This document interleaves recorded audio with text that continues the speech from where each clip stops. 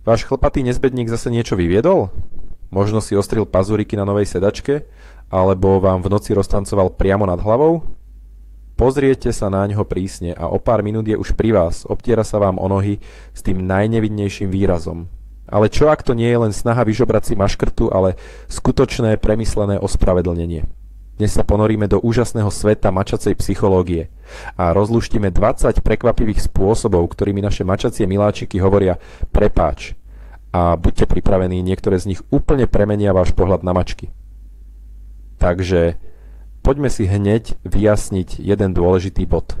Cítia mačky vinu rovnako ako ľudia? Väčšina zoopsychológov si myslí, že nie. Nemajú zložitú ľudskú morálku, avšak sú neuveriteľne inteligentné a empatické. Mačky dokonale vedia rozpoznať vašu nespokojnosť podľa tónu hlasu, postoja, výrazu tváre. Konflikt s vami im spôsobuje silný stres. Preto sú všetky ich ospravedlnenia v skutočnosti zložité rituály zmierenia. Ich hlavným cieľom je obnoviť mier a harmóniu v dome, veď vy ste pre ne centrom ich vesmíru. Takže začneme gestom, ktoré mnohí z nás vídajú každý deň, no často ho interpretujú nesprávne. Je toto pomalé, takmer meditatívne žmurknutie. Predstavte si, vaša mačka sedí oproti vám, pozerá sa vám priamo do očí a potom plynule, akoby v spomalenom zábere, privrie viečka a opäť ich otvorí. Prvá myšlienka? Chce len spať? No, nie je to tak. Vo svete mačiek je priamy, uprený pohľad, bez žmurknutia výzvou a znakom agresie. Zatvorením očí vo vašej prítomnosti, hoci aj len na sekundu, mačka ukazuje svoju zraniteľnosť. Je to ten najvyšší prejav dôvery. V podstate vám hovorí, cítim sa s tebou v takej bezpečnosti, že si môžem dovoliť byť bezbranná. Nie divu, že zoopsychológovia a skúsení mačkári nazývajú toto gesto mačacím boskom. Je to nemé vyznanie lásky a priateľstva. A to najkrajšie na tom je, že jej môžete odpovedať rovnakým jazykom. Na budúce, keď na sebe zachytíte takýto pohľad, neodvracajte zrak. Pozrite sa na mačku jemne a potom pomaly privrite a otvorte oči presne tak, ako to robí ona. Budete prekvapení, aký silný môže byť tento dialóg. Často vám mačka žmurkne naspäť, čím potvrdí, že vaše posolstvo prijala a pochopila. Je to jeden z najjednoduchších a zároveň najhlbších spôsobov, ako upevniť vaše puto a ukázať vášmu miláčikovi, že mu tiež dôverujete. Ďalším silným gestom zmierenia, ktoré pozná každý majiteľ mačky, je otieranie hlavou. Nie, to neznamená, že sa s vami mačka chce pobiť. Práve naopak. Tento rituál je jedným z najúprimnejších prejavov lásky a túžby obnoviť mier. Ide o to, že na mačacej tvári, na lícach, brade a v kútikoch úst sú umiestnené špeciálne žľazy, ktoré vylučujú feromóny. Je to jedinečný chemický prakrep pas, vášho domáceho maznáčika, jeho osobná vôňa šťastia a pokoja. Keď sa mačka o vás vytrvalo otiera hlavou, nielenže sa mazná, doslova vás presíti svojou vôňou, miešajúc ju s vašou. Takto sa vytvára spoločná rodinná vôňa, ktorá signalizuje, sme rodina, medzi nami je všetko v poriadku. Pohádke tento prejav nadobúda osobitný význam. Nie je to len zvyk, ale cielené konanie s cieľom obnoviť narušenú harmóniu. Mačka akoby hovorila, poďme mať znova rovnakú vôňu, aby sme zabudli na nedorozumenie. Preto, keď vám váš domáci maznáčik ponúka svoju hlavu na otieranie, príjmite tento dar. Je to jeho spôsob, ako vám ponúknuť olivovú ratolesť mieru. A čo tak pradenie? Zdalo by sa, čo je na tom nezvyčajné. Veď mačky predsa pradú, keď im je dobre. No to je len časť pravdy. V skutočnosti je pradenie oveľa zložitejší komunikačný nástroj, ktorý mačky používajú v širokej škále situácií. Existuje totiž aj špeciálne, tzv. Zmierovacie alebo upokojujúce pradenie. To sa napadne líši od uvoľneného pradenia v spánku. Takéto pradenie je zvyčajne naliehavejšie a jeho frekvencia je vyššia. Môže dosahovať až 150 Hz. Výskumy ukázali, že vibrácie na tejto frekvencii majú terapeutický účinok. Podporujú hojenie tkaní a výrazne znižujú úroveň stresu. Keď mačka pradie po konflikte, robí to nielen pre vás, ale aj pre seba. Je to jej spôsob, ako povedať, počal papa na másie, poďme sa upokojiť, všetko bude v poriadku. Snaží sa znížiť úroveň napätia v miestnosti tým, že na vás pôsobí svojimi liečivými vibráciami. V podstate vám ponúka sedenie zvukovej terapie, aby ste čo najskôr zabudli na nepríjemný moment. Na budúce sa dobre započúvajte. To nie je len obyčajné spokojné pradenie, ale aktívna snaha o nastolenie emocionálnej rovnováhy a navrátenie mieru a pokoja do domácnosti. Teraz sa poďme pozrieť na dotyky, ale nie tie hlavou, ale dotyk celým telom. Predstavte si, stojíte v kuchyni stále ešte trochu nahnevaný na mačku za jej ranný výmysel a v tom sa k vám priblíži. Začne sa vám prepletať okolo nôh ako had, obtiera sa o vaše členky najprv jedným bokom, potom druhým. A jej chvost? Ten sa doslova ovinie okolo vašej nohy. Ako by to bola piata končatina. Toto nie je len žobranie o jedlo. Je to starostlivo premyslený rituál obnovy vzťahu. Rovnako ako pri pretieraní hlavou, mačka používa žľazy umiestnené po celom tele, aby na vás zanechala svoj pach. Doslova vás obalí svojou prítomnosťou, vytvoriac okolo vás kokón svojej vône. Je to veľmi silné vyhlásenie v mačacej reči. Znamená to: ty si môj človek. Chcem, aby si opäť voňal ako súčasť môjho teritória, mojej rodiny.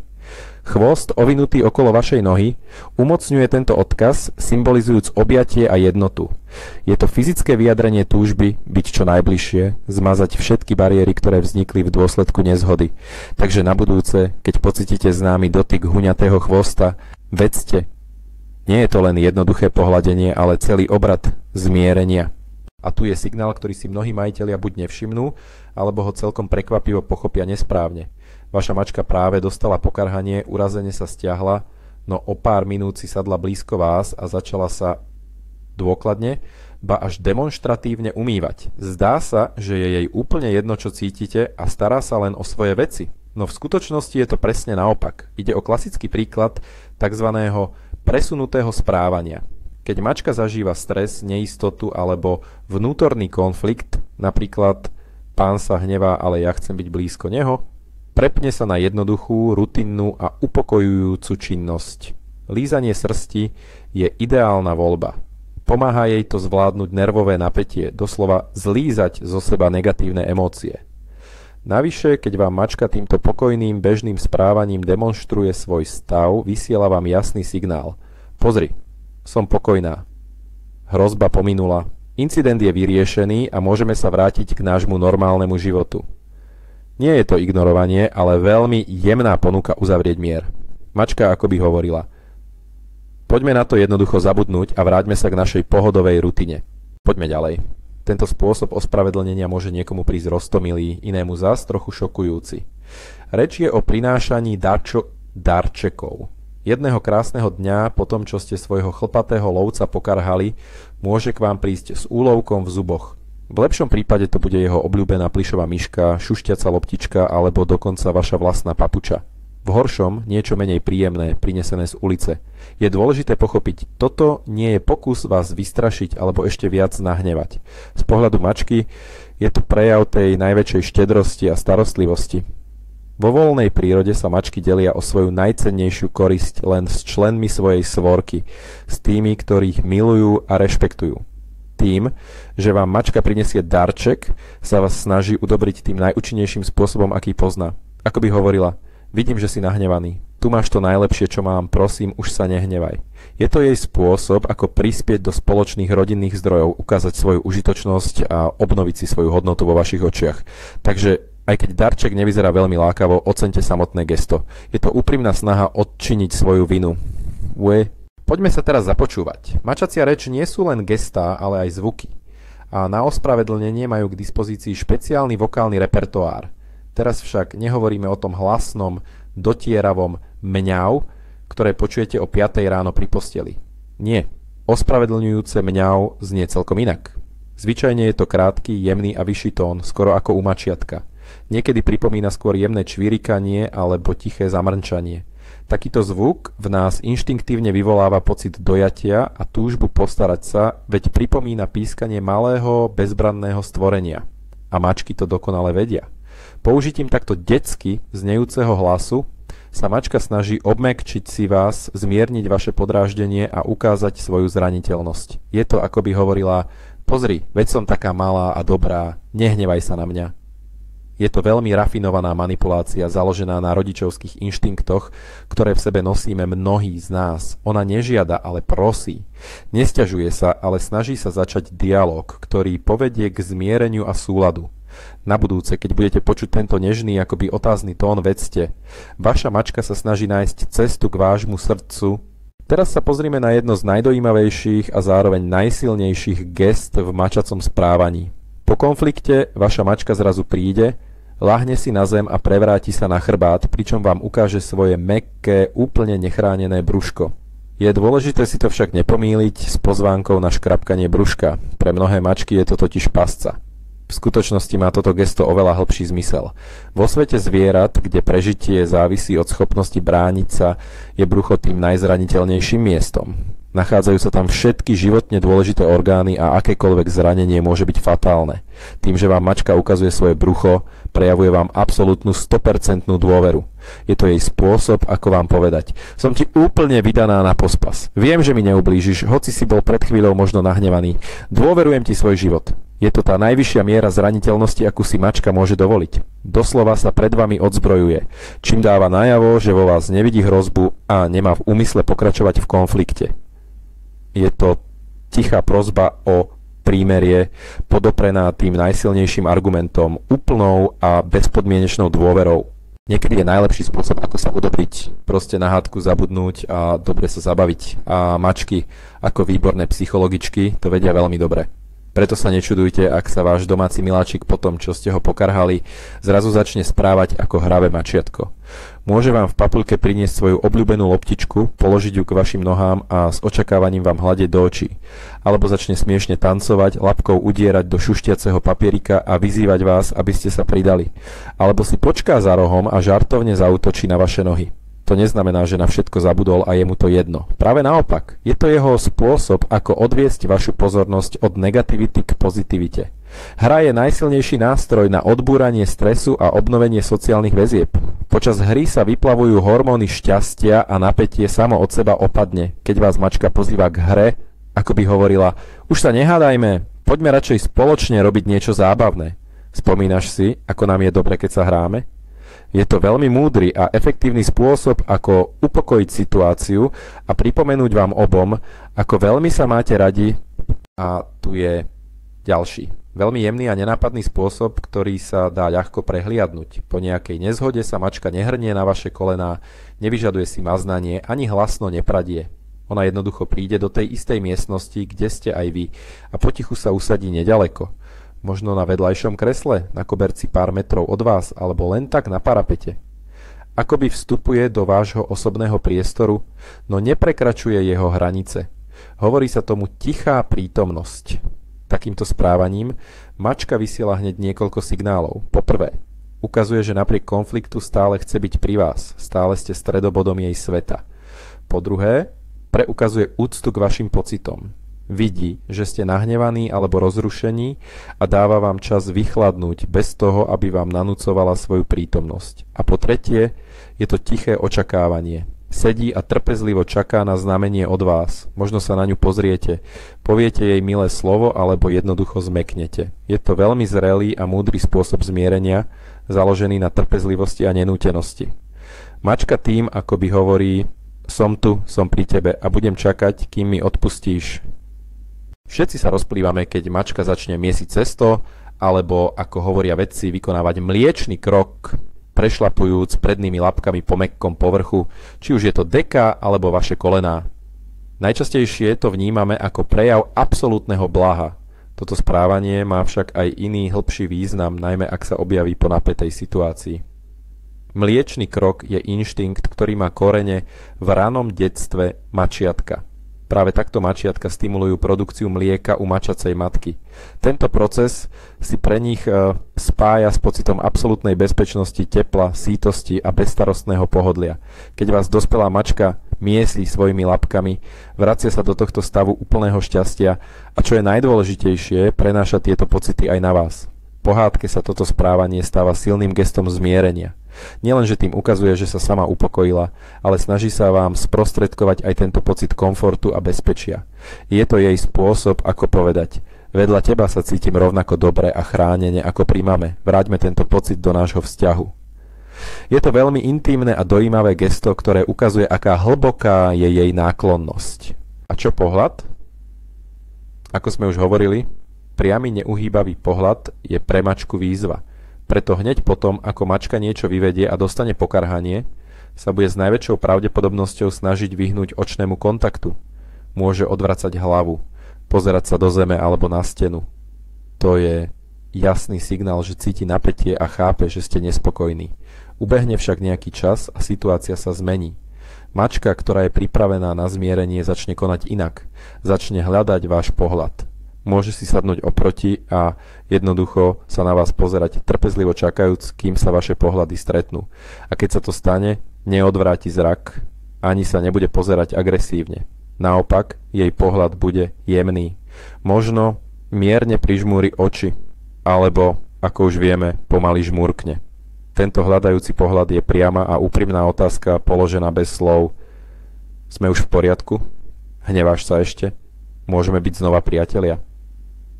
Je to jej spôsob, ako zistiť, či je už všetko v poriadku a získať od vás potvrdenie. Váš jemný pohľad bude pre ňu tou najlepšou odpoveďou. Niekedy si mačka vyberie ten najúprimnejší a najstarostlivejší spôsob, ako sa ospravedlniť, taký, ktorý napodobňuje správanie jej matky. Začne vás umývať. Môže to byť jemné, mierne drsné olizovanie vašej ruky, líca a niekedy dokonca aj vlasov. V takú chvíľu by ste ju nemali odstrkovať pre obavy z hygieny.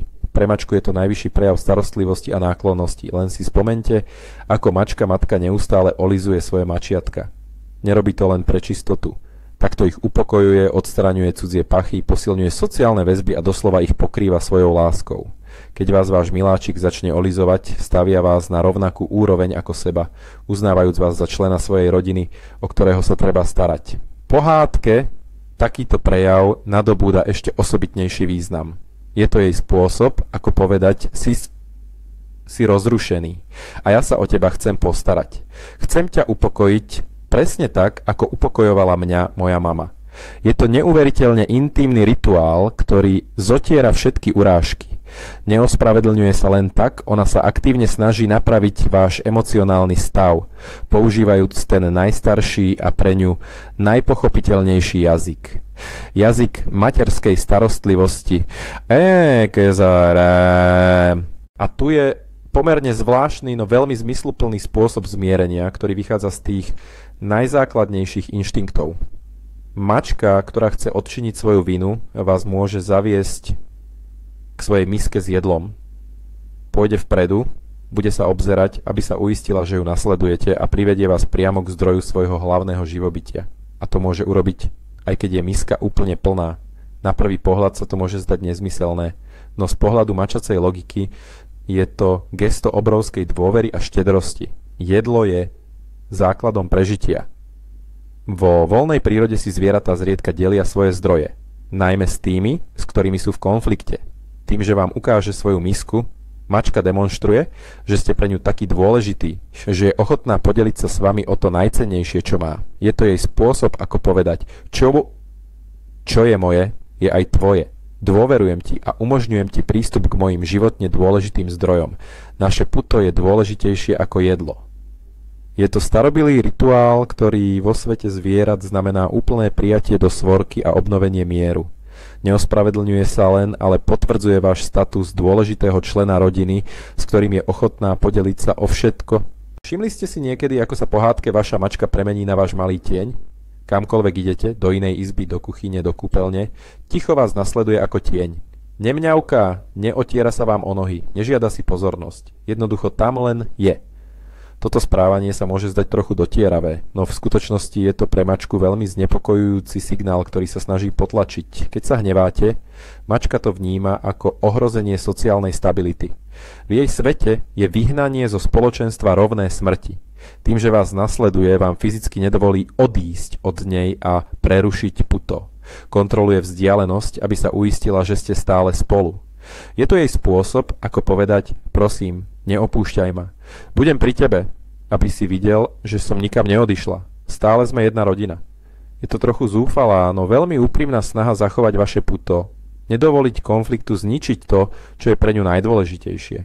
Nejde len o ospravedlnenie. Bojuje za váš vzťah najjednoduchším spôsobom, tým, že je na blízku, nech sa deje čokoľvek. Niekedy sa však stane gesto tak jemné a rýchle, že ho ľahko prehliadnete, no nesie v sebe obrovský význam. Predstavte si situáciu. Sedíte ešte stále trochu urazený a zrazu mačka, ktorá práve prechádza okolo alebo sedí na blízku, sa veľmi opatrne a jemne dotkne vašej ruky či nohy labkou. Dôležitý moment. Pazúriky sú pritom úplne zatiahnuté. Nejde o hravé capnutie ani o pokus niečo si vyžiadať. Je to opatrný, takmer ľahučký dotyk. Na mačacej reči je to veľmi zdvorilá a plachá otázka. Ako by sa pýtala: môžem sa ťa dotknúť? Dovolíš mi to? Odpustil si mi? Je to akýsi test, skúška vašej reakcie. Neopováži sa na užší kontakt, napríklad skočiť na kolená, pretože si nie je istá, ako zareagujete. Tento dotyk je jej spôsob, ako natiahnuť mostík cez priepas nedorozumenia, ktoré medzi vami vzniklo. Ak neodtiahnete ruku a možno ju dokonca jemne pohľadíte, pre mačku to bude signál, že ľady sa pohli a možno prejsť k aktívnejším formám zmierenia. Je to tiché, no veľmi výrečné gesto, plné rešpektu k vašim hraniciam. Poďme sa teraz pozrieť na chvost, hlavný ukazovateľ mačacej nálady. Keď mačka niečo vyvedie, jej chvost bude s najväčšou pravdepodobnosťou buď spustený dole, alebo stiahnutý medzi nohy, čo svedčí o neistote a strese.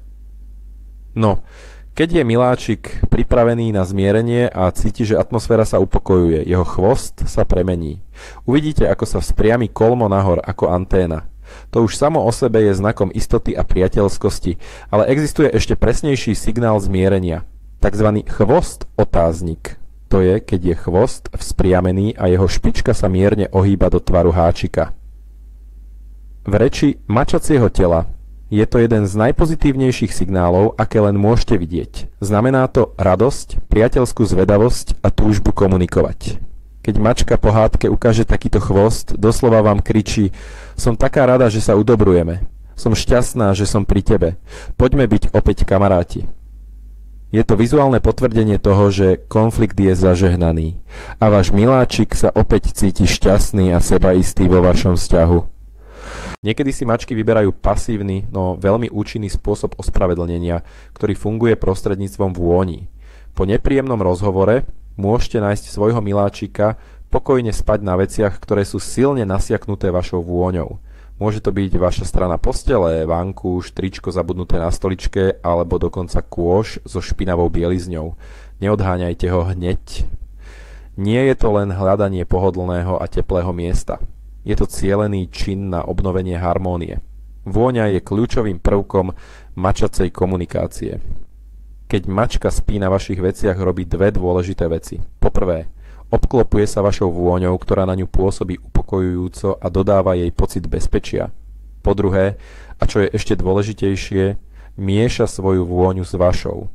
Týmto spôsobom vzniká jednotná rodinná vôňa. Je to jej spôsob, ako na podvedomej chemickej úrovni zmazať stopy konfliktu a obnoviť jednotu vašej svorky. Ako by hovorila: aj v spánku chcem byť s tebou. Poďme mať opäť spoločnú vôňu ako skutočná rodina. A tu je ďalší prekvapivý znak zmierenia, ktorý si môžeme ľahko vyložiť nesprávne. Mačka k vám príde, sadne si vedľa, pozrie sa na vás a doširoka spokojne zívne. Na prvý pohľad si pomyslíme, že sa nudí alebo chce spať, no v kontexte zmierenia má zívnutie úplne iný odkaz. Vo svete zvierat je zívnutie, najmä v prítomnosti iného tvora, silným signálom upokojenia. Je to prejav toho, že zviera je uvoľnené, necíti ohrozenie a nemá žiadne agresívne úmysly. Zviera v strese a pripravené na útok nikdy nebude zývať, pretože ho to robí zraniteľným. Keď vaša mačka zívne a pozerá sa na vás po hádke, posiela vám veľmi jasný odkaz. Pozri, som úplne uvoľnená, napätie opadlo, konflikt je za nami a už necítim hrozbu ani od teba, ani voči tebe. To je jej spôsob, ako rozptýliť zvyškové napätie vo vzduchu a ukázať, že je pripravená vrátiť sa k pokojnému a mierovému spolunažívaniu.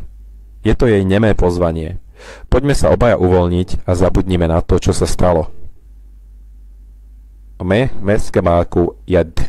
Mačka vám to môže ukázať ako prejav ospravedlnenia. Príde k vám a sadne si chrbtom. pre nás ľudí je otočiť sa niekomu chrbtom znakom pohŕdania alebo urážky. Vo svete zvierat však, kde hrozba číha z každého smeru, otočiť sa chrbtom znamená úplne niekomu zveriť svoj život. Chrbát je najzraniteľnejšie miesto. Dravec vo voľnej prírode si nikdy nedovolí takýto luxus, ak si nie je 100% istý vlastnou bezpečnosťou. Keď si k vám mačka sadne chrbtom, preukazuje vám tým tú najvyššiu mieru dôvery. Mlčky hovorí: som si tebou a tým, že mi neublížiš, natoľko istá, že si môžem dovoliť byť úplne zraniteľná. Verím ti, že mi budeš kryť chrbát. Po nezhode toto gesto nadobúda priam kolosálny význam. Je to záverečný akord v symfónii zmierenia, ktorý znamená: všetky hádky sú zabudnuté. Opäť sa s tebou cítim v úplnom a bezpodmienečnom bezpečí. Sme opäť tým. A čo je teda hlavným záverom z toho všetkého? To najúžasnejšie na tom je, že mačacie ospravedlnenia nie sú ani tak o uznaní si viny, ako skôr o panickom strachu stratiť s vami kontakt. Vaša mačka sa neospravedlňuje iba za rozbitú vázu.